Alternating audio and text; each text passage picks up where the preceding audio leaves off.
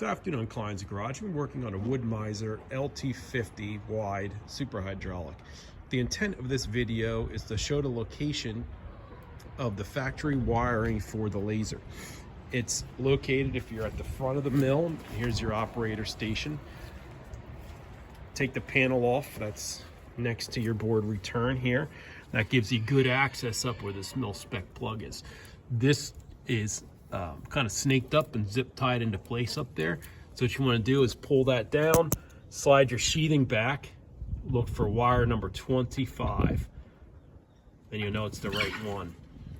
The other end of the wire is located in the back of the operator station. So you take your back panel off.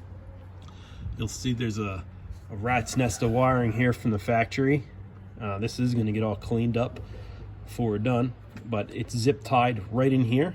So take the zip ties off, look for wire number 25. Bring wire number 25 up to the front. I purchased a factory WoodMizer switch and boot to be sure that I didn't get any water in there. So installed that. The pickup power, the factory manual shows to use circuit breaker 6, which is identified in the front here.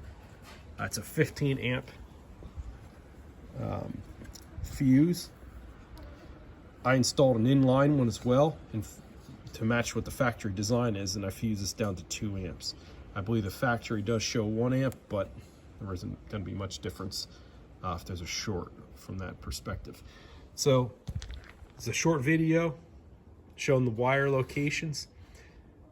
As always, have fun, stay safe.